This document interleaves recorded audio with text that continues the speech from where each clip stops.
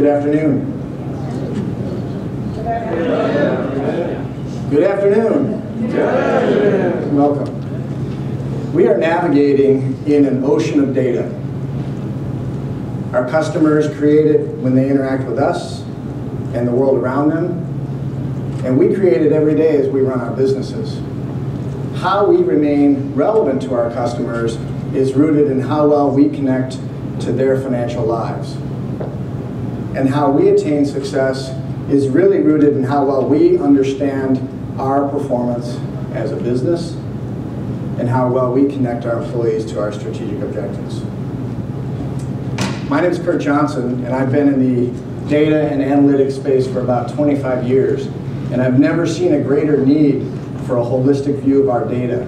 Accounts, customers, transactions, payments, all of it organized in a way that makes it accessible and approachable to everyone in the bank. This is Enterprise Business Intelligence, or BI, and we're excited to share with you today some key considerations around business intelligence for banking. I've brought a couple of friends with me to present also. Patrick O'Neill is a founder and Director of Account Management for Lodestar Technologies. Lodestar has developed the Lodestar BI for DNA platform, and he's going to give us some key insights on implementing BI and where you find your ROI. And Graham Miller is a business intelligence architect for Monarch Bank. Monarch Bank's a $1.1 billion commercial bank located in the Mid-Atlantic coast. Graham is using BI to completely transform the way Monarch runs their business. I know you'll find his story really, really compelling. Frankly, I'll be surprised if any of you talk to me or Patrick after the session. He'll be the guy. So, 3 pillars are what we talked about today. I'm going to just give you some real basics around warehousing and BI. We'll turn the mic over to Patrick, and he'll talk about the product for DNA. And then Graham will tell you the Monarch story of implementing BI in their shop. So, show of hands here, how many of you in, say, the last year or two have had that internal conversation around, should we get a data warehouse? Do we need to be data warehousing? What should we be doing around it? Just show of hands, how many? So, at least half. And I have to tell you that it's been an issue that's been accelerating for me because I hear about it almost on a daily basis. And interestingly, even this Monday, when we hosted the Fiserv Data and Analytics Council, which is made up of quite a few clients, one of our clients said it, I thought, really well. She says, we've got our core platform, and we've got all these ancillary products that we absolutely must have. We can't run our organization without them. But each of them has their own database, and many of them have their own reporting system built in.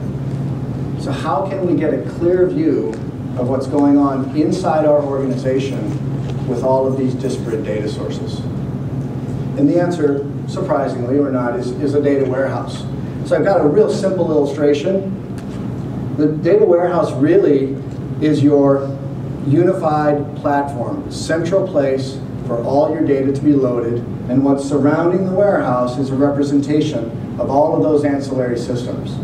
It's a subset. Typically you're going to see more, but think about the different nature of each of those silos of data. They're all different, but they really are all about your customers and how you run your business, right? So we really do need to have them centrally located. That's one pillar of data warehousing. The second pillar is really found in data structures themselves.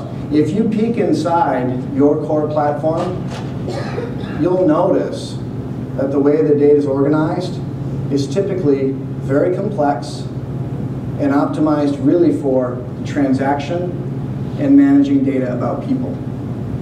It's not optimized for asking questions. It's not optimized for drawing insights across a whole bunch of data. Okay, it's optimized for the transaction. What the warehouse does is it becomes your organizer. You can take these many different categories of data and roll them into broader categories that make a lot more sense to us. we can ask questions about accounts and about customers and about transactions. Okay, it's easier for us when the data is coalesced into smaller and more categorical piles of data. So I want to tell you a little story about a friend of mine. About 20 years ago, he was hired to build a brand new university in Abu Dhabi. His task, and the government, they didn't have a college, they wanted one, they had got lots of money over there, so they were going to fund it. His task was really to bring people from different countries, different cultures, different professional disciplines, and certainly different perspectives together to build a world-class university in the Middle East. And he had a couple of principles that he really stuck to, and I heard this one often enough that I remembered it. He said, the greatest value of information is found in the widest possible distribution and sharing of it. And this was 20 years ago. He didn't have email. He didn't have a BI platform in which to do all this sharing. He had the written word, the old memorandum, and the spoken word in whatever form that took. And so you can imagine he had to repeat this many, many times, and he had to instill this in the people that he was working with to keep them focused on the one vision of a world-class university. And there is a world-class university there today. I think that this phrase accurately describes the role of BI in our organization. It simply is about the widest possible distribution and sharing of information. So, as you hear about warehousing, as you hear a little bit about BI, and I had asked the question earlier about how many have been thinking about warehousing, you might also ask, well, how do we know if a business intelligence platform is the right thing for us? And we're going to try to answer that question for you.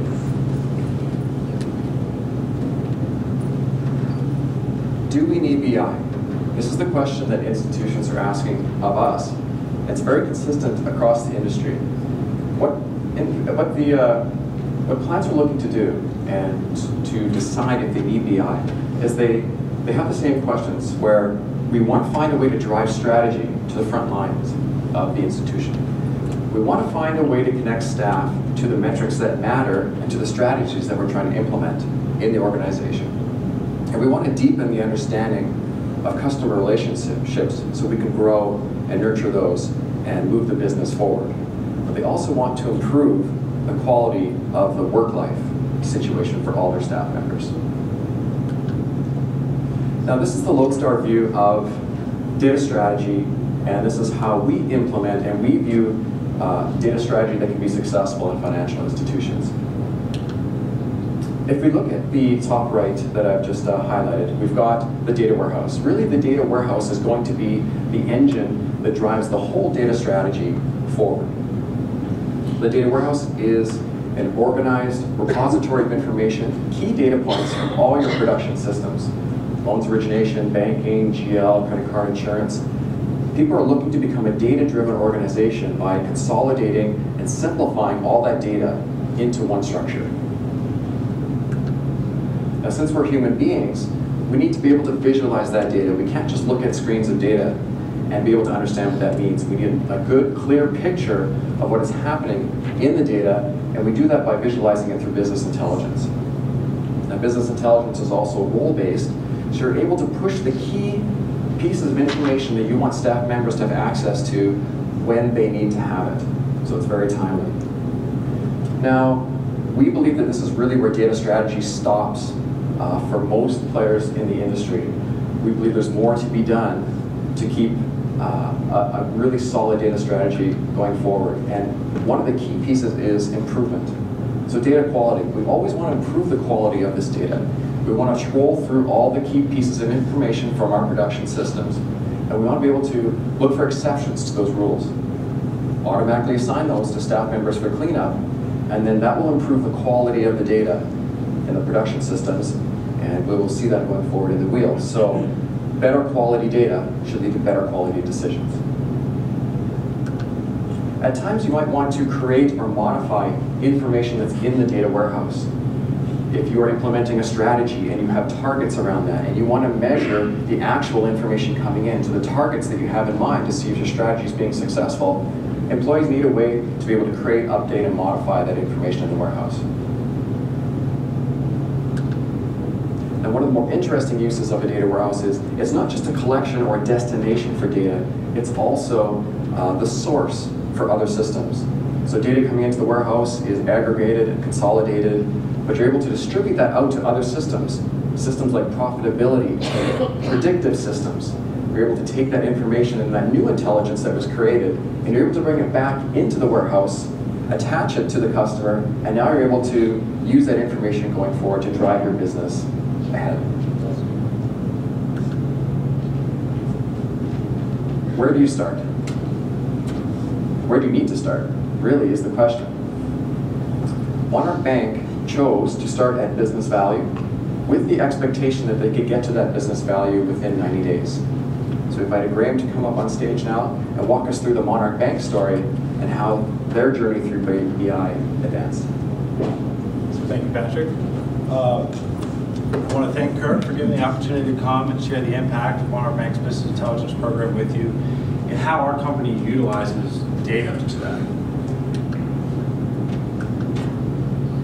So Monarch had a problem. We had a departmental reporting structure, and we had a lot of data integrity issues inside of that structure.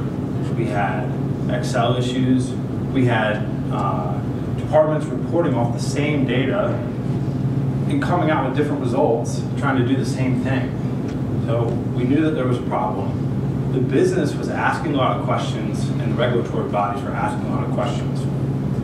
We knew that answers lived in our core system, that all the information to answer those questions were there. We just didn't have an efficient way to access that data.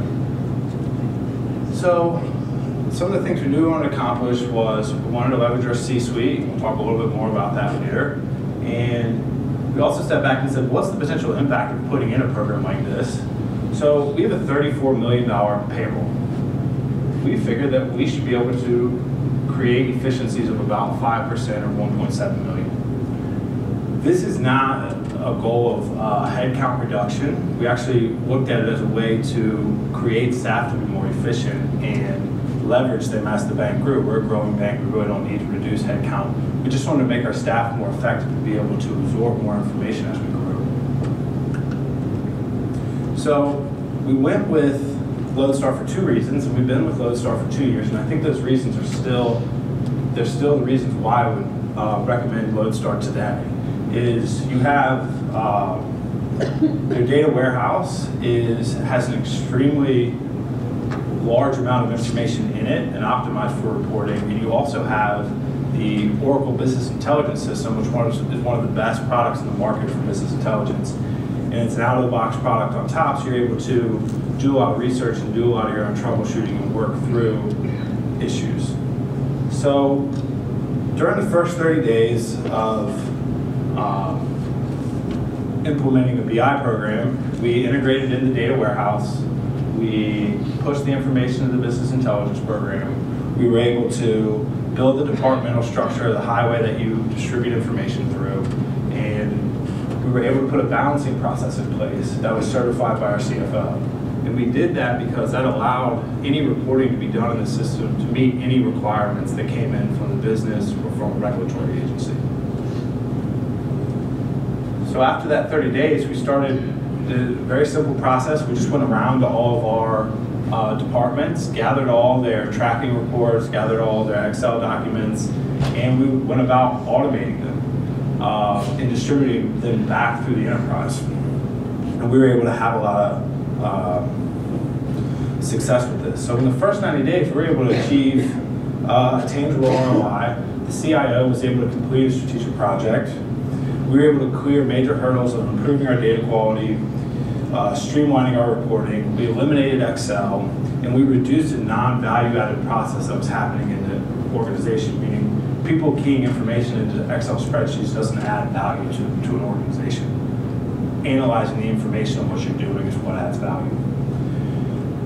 And we've achieved, basically through that, we're able to achieve the cost of contract and what we set out to do. So I want to talk a little bit about automating, the impact automating reports has on your organization. So initially we were able to automate in the first 90 days, 85% of the reports we went out, and there was probably 150, 160 key reports that had to be done. And we've improved that number since then. But think about the impact that that has on your organization.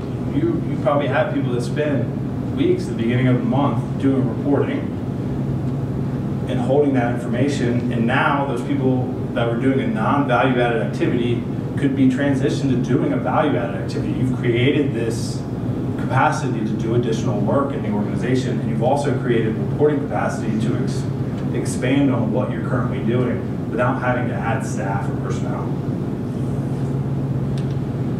So the conclusion of the business intelligence program is we've had a lot of success. We've completed this project. The CEO's coming in telling this is the best thing we've ever done. Everyone's really excited. I'm looking at turning in my project plan to our CIO and close this thing out. We'll have maintenancing, and that'll be the end of business intelligence. And we'll just kind of move forward with what we do at the bank. That's not what happened. The organization really took hold of what we were doing and decided they just wanted to automate everything that happens at the bank. And they started coming to us with very complex questions. They didn't understand the technology very well, so you had input, output type things and whole processes. And the complexity, and we weren't even really sure the value of what they were asking was really there. But we knew we had an engaged business, so we wanted to figure out what we needed to do. So we took a step back and we asked a simple question about what drove our department for the last 2 years. Is what we wanted to do was,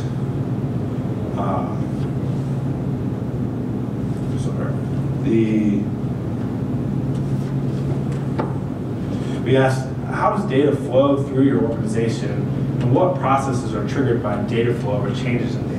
So when you look at a process, there'll be opportunities to deliver actionable information that will improve your decision making at your company. So just to give an idea of scale and value, here's delinquency data. We all have it, and it probably all lives in a single department. Your credit department or accounting department manages data today. So at Monarch now, there's a lot of people that need to know about delinquency data and need to do something with it to move the organization to its goals.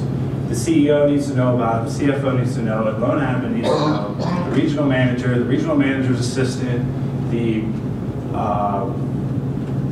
chief credit officer, the workout department, all these people need to be aware of what's going on, and they need to take action on that information. So now they're able to get that information, deliver them in an efficient way.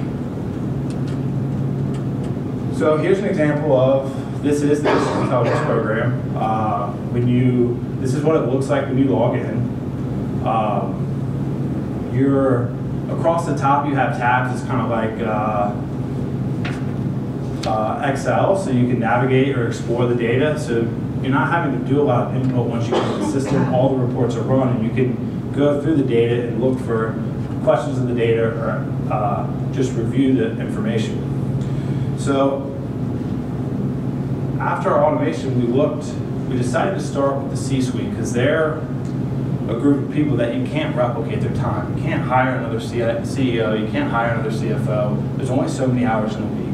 We felt like if we could improve the way they absorbed information, that the company will make better decisions and it will be a better company for it. So our approach was basically, we went and met with the C-level executives and had them tell us what they wanted. And we were able to create that with the goal that they could come in the morning and spend 15 minutes reviewing business intelligence, and that would end up driving their day each day. So this is an example of the dashboard we use. Across the top, you can see it's a trend on loans. It's breaking out active and non-performing. That next row is new loans, and it's a trend on every month of what the production is in loans, what the yield was, if any fees were collected before they were spread.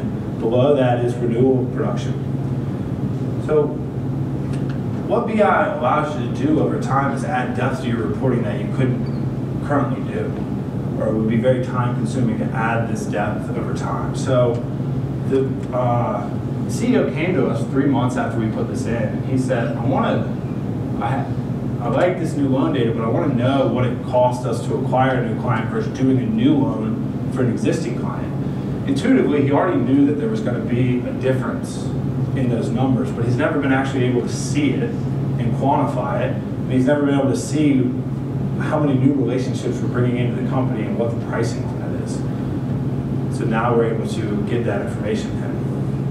And that's an example of business over time being able to ask deeper and deeper questions and being able to deliver that. So this is the same dashboard, we're just moving down. So this is a trend on runoff or decay rate, which is an advanced metric. And then below that, this is tracking unscheduled principal payments or account payoffs that happen by the month by loan officer. If we were in the system, we would be able to click on this and drill down to the account level to see that activity.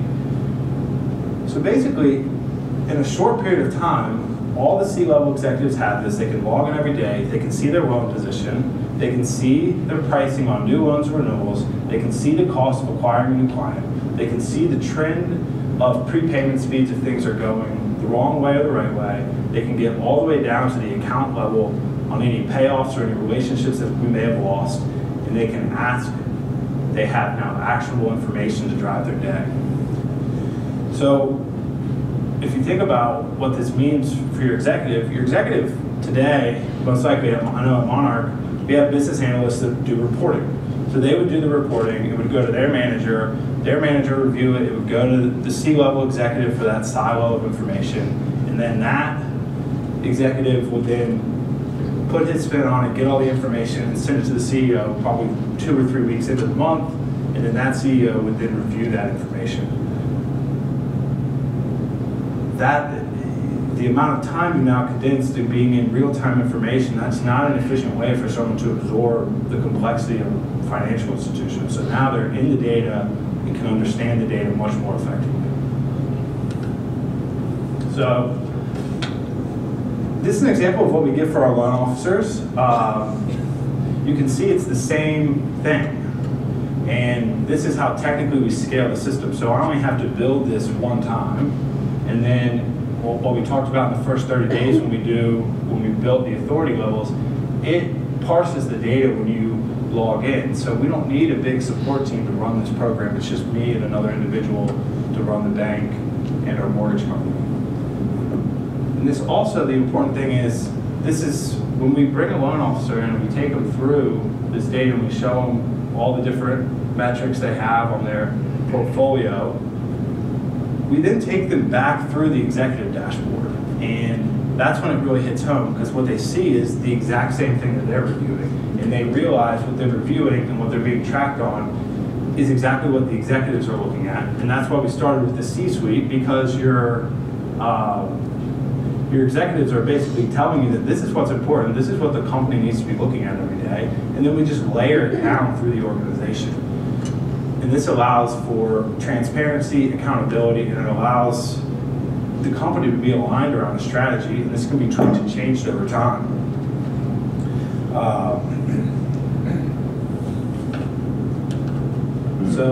And you can see we have the same existing new client wrinkle for the thing. So as we add depth to the executive level, it rolls down to everyone else.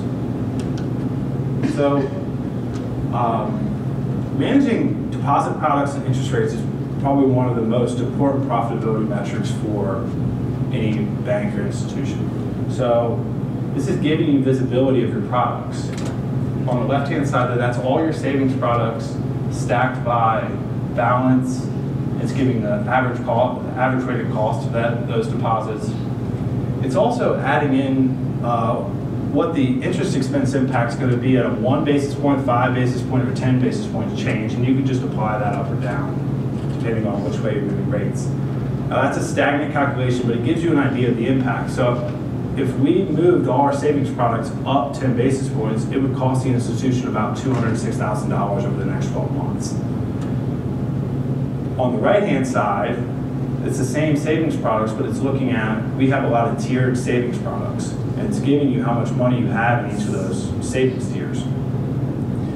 This is giving your CFO a lot of visibility to the products. It also gives them visibility to if there's any pricing overrides, anything that's happening with pricing that's costing the bank or institution money is going to show up here automatically. So it gives them an easy way to review what's happening. So going down that same dashboard, you have that graph is basically change in duration of your CD portfolio. And in the bottom left, it's tracking the last 60 days of CDs that you've done. It has, on the left-hand side, that's new CDs, so those are going to be most likely your specials. And on the right-hand side, it's CDs that are rolling over. And you're getting an average cost of what it's costing you to acquire CDs for what you're rolling over at for a blended cost. And you also have your maturity schedule for the next 5 years. So you can now look, this is what's coming due in the next 30 to 60 days, this is the cost. You can look back on what happened the last 60 days and get an idea of what the interest expense impact on your financials may be. So the CFO, or whoever makes pricing decisions at your institution, now has everything they need to make a pricing decision or frame a discussion around pricing. So the next time the president comes into her office and says, we lost a $2 million savings account over pricing, I think we need to raise rates. The CFO and the president now have the ability to sit down in the room in that moment, just turn their monitor and start to review the information of what's happening in the institution. You have everything you need to review your current pricing strategy. And on the tabs across the top, you have access to your new deposit production, your closed deposit production, any runoff that you have. We have our accounting system integrated, so you're able to look at the funding needs of the organization. So in that short 10, 15-minute discussion, they're able to put a real deposit strategy together, no matter what they're doing, and come out of that meeting feeling like they have a good strategy. And the president can then, who has access to the same information, can go share that with whoever brought up the issue, and you can move forward very quickly with whatever you're going to do. So Monarch recently rolled out a new online banking platform, and part of that was adding remote deposit capture. So I'm sure most of you have remote deposit capture or putting remote deposit capture in the next couple months or couple years. These are a new online banking project. That's a big project. That's our CIO ran the project. It involved operations, marketing, sales, training, compliance. Well, what we find, so the project went really well, we're able to implement the solution without a problem, but the follow-up and tracking of these projects sometimes is difficult because it's hard to get to the information efficiency, or you're depending on the vendor to provide that information to you. So when Monarch approached mobile deposit capture, there was a couple things we were able to do. Prior to the rollout of mobile deposit capture, we were able to identify that 30% of our transactions that ran through our branch fit our risk profile for check deposits. So we were able to get an idea of what the potential impact of mobile deposit capture could be. And we knew that mobile deposit capture is a one-for-one impact on the branch, meaning it had to happen at the branch before, and now it doesn't have to happen at the branch. So, and we knew that 400 or 500 transactions a month was what one of our desk people did in transactions. So it gave us an idea of the impact of the branch, even though it would be spread across the branches, of what we could do with that staff as we move stuff out of the branch. So when you look at this chart, what it's telling you is that it's giving you for each month the number of unique customers that used it, the number of transactions that were done, and the volume that was done.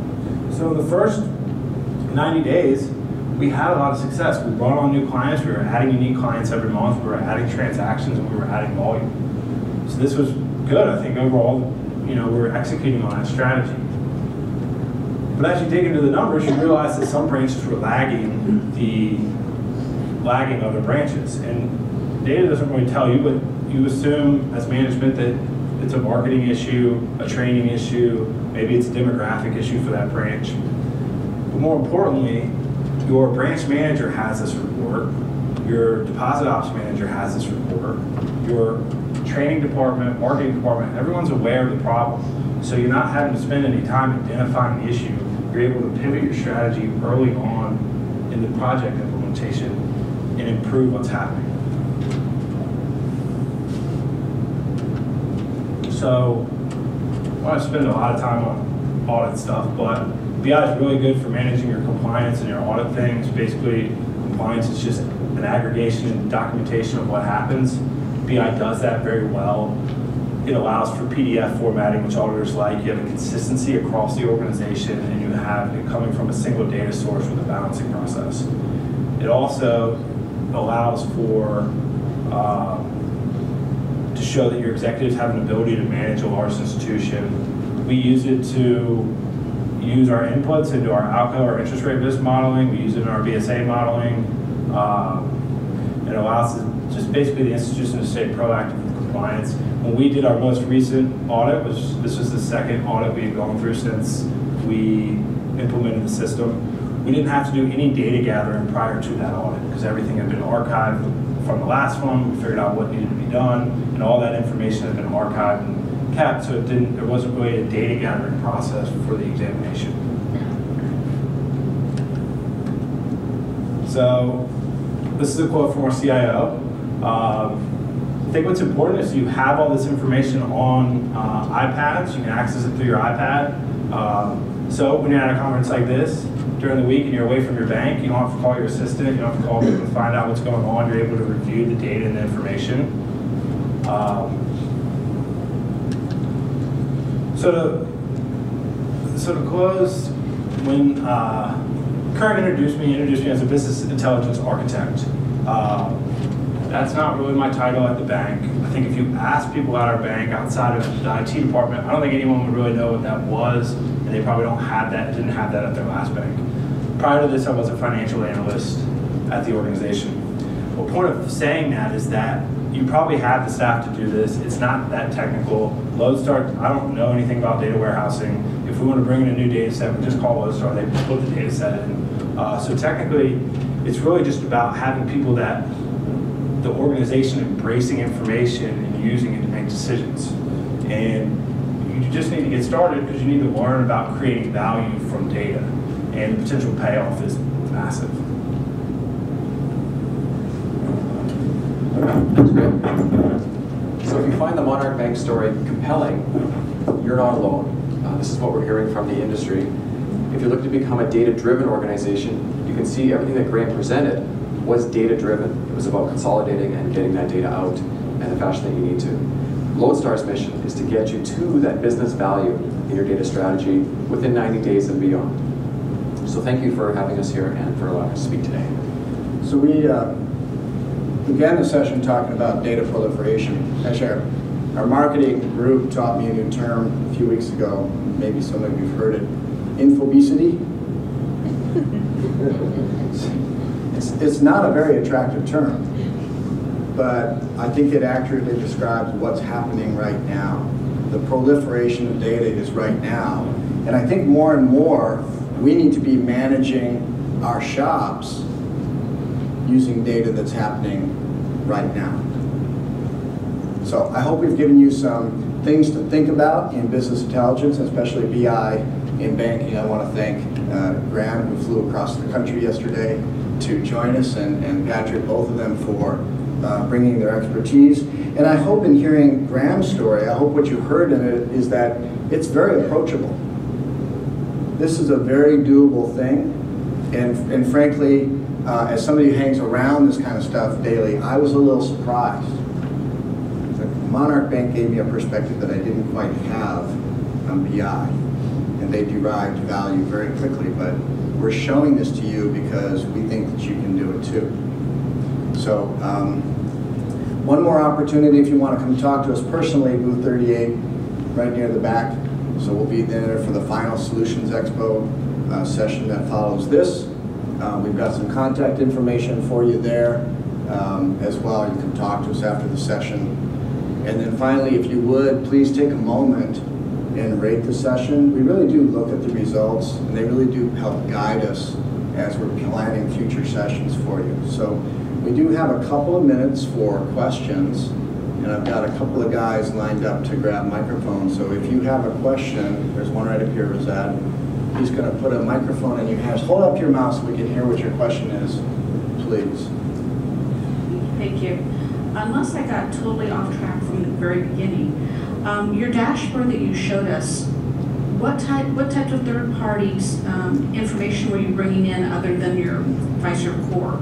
So what we showed today was all core information. We've integrated our accounting system, and we're using it every day. We've integrated our mortgage and Compass How We Pay system into the data set. We just didn't share that. Go through that today. Okay, because we do have dashboards like that that are just from business analytics, because they have those dashboards pre-built also.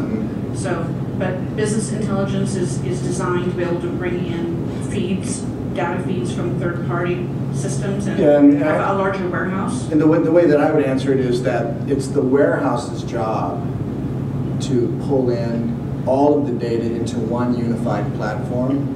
BI is the layer that sits on top of that that lets you design different ways of accessing and presenting that data. Okay, so business intelligence isn't itself the warehouse. It draws correct. information from your warehouse. That's correct. Yeah. It's a two-part strategy, getting all the data into one spot from multiple sources, and then using business intelligence to visualize and display and distribute that information visually. So you can think of them as two separate things, but they need to work together. So you have a different solution that is a data warehouse? What Graham was showing today was powered by the data warehouse, but he only showed pieces of information that were coming from the banking system.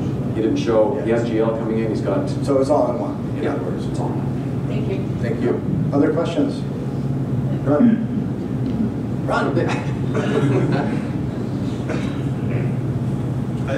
We're a Fiserv Premier bank, and so I was just wondering if you could compare and contrast this BI solution to, say, the business analytics that we use in the Premier Forum. I mean, can this be used interchangeably with that? Is this an alternative to that? Yeah. So so the question, if you didn't hear it, is they're on the Premier Core, and they've got a product called Business Analytics, which is a Cognos based, right? Okay, so it kind of relates to your question. So Cognos is a way of accessing and presenting data, whether you're reporting or building dashboards. So it's that presentation layer. So really, in a grand sense, they are interchangeable. Lodestar uses Oracle for BI, okay? Or BI for Oracle, or what is it? Oracle BI. Oracle BI. Oracle BI. I've said BI too many times today. So those are interchangeable. You know, obviously you're just redesigning things. At the warehouse level, you're dealing with the operations that pull data from each of the sources and typically transform them or stage them for loading into the warehouse. So those typically will be very platform specific, and if you wanted to say go from whatever the warehouse system that's in Premier to some other, you're typically facing a rewrite of all of those, what we call ETLs. But it certainly can be done. Good question. Other questions? One right here in the aisle. Yeah, this is really good stuff. It aggregates everything internally. My question is, are there applications with this system to actually contact our members? Is the intelligence enough that we could, you know, just on a daily basis, weekly basis, analyze member accounts, and we could then take action or send members emails or texts or anything like that?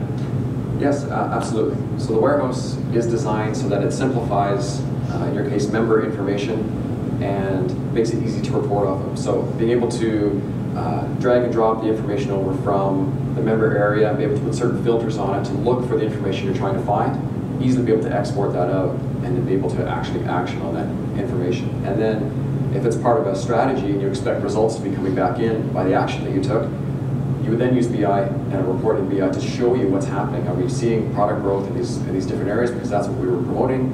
You should be able to see, you should be able to measure against what you were trying to achieve. When Patrick was looking at the Lodestar view of BI value at the bottom when he was talking about data quality, they've actually got processes that you described really well, where on a nightly basis there's trolling looking for conditions that match certain criteria. So to put it in your member context, it may be a member that made a withdrawal that exceeds some percentage of total deposits. That's an event that is enough of a trigger that you want some action to take place. You might want an email generated that's sent to deposit management for follow-up, and they've already got processes in place that do that kind of thing. Good question. Thank you. Can the BI tool sit on top of a different data warehouse or just yours? In this case, just ours. Yeah, they're very coupled together in that the technology and the ETL, as Curt described it, that's the logic that's sitting in the warehouse to pull from all the sources and organizing that information. BI is expecting it to be organized in that fashion. So they really do need to work together. The chart that we had where it is, the steps to getting to business value from your BI, where the far right was the BI, there was a series of boxes. All of that foundational design work is really at the warehouse level, and that's some pretty complex stuff. These guys tackled that and now leverage that, but with the BI on top.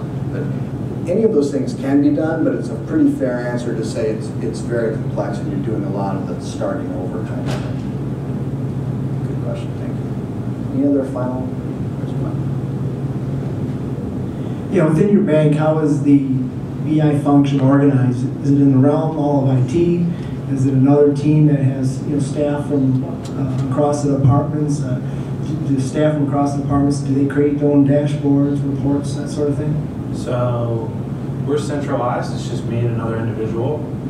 We can handle the way the system scales. We can handle all reporting for the organization. Like I said before, my background was in financial analysis and reporting, so I had that already. So we just work with the departments to scope and then scale. The system is, you get a lot of value from having experts in the system because the system is big. So we're able to much more efficiently as we run the system, do the reporting. It's much easier, and the departments seem to like it more just to not have to deal with reporting at all. They just call, they give us half a day and we return what they need. They have the ability to tweak and change it. So I think initially it is a culture change, but I think the adoption by the departments is great because they don't want to do reporting. Is what we find. Is what we found. And that's the model that's working really well at Monarch Bank. And for some of our other clients, they'll do a mix. They'll do centralization of reporting, but then they'll also allow certain users in to ad hoc analysis or build their own reports in different departments. The thing that's worked really well at Monarch is that they've kept the expertise in using the system in one spot and be able to really move rapidly because they're focusing on it. It's made a huge difference. And I would just add to that we've seen other examples where a client will roll out BI and take that distributed model of departments are going to be kind of responsible for their own dashboards and their own reporting.